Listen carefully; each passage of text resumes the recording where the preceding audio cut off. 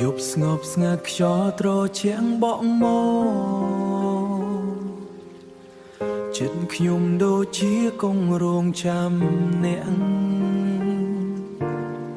ផ្លូវដែលយើងធ្លាប់ដើរជាមួយគ្នាលើសល់តែស្នាមចងចាំក្នុង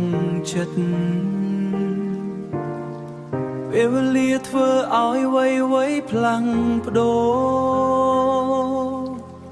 តែចិត្តខ្ញុំនៅតែគិតពីអ្នកនៅសល់តែការចងចាំដែលមិនអាចលុបចេញពីបេះដូង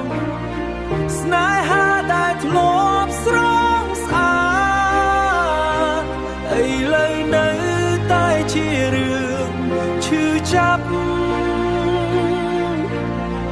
សូមដឹងថាខ្ញុំនៅណត់នេះ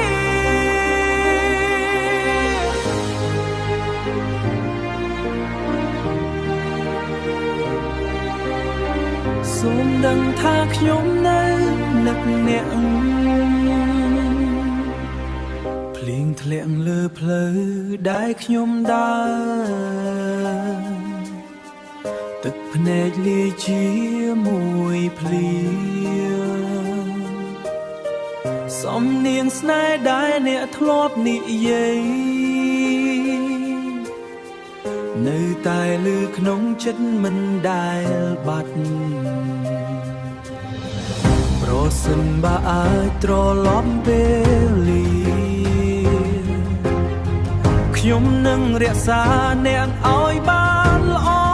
ជាងមុនតែពេលនេះគឺយឺតពេកហើយ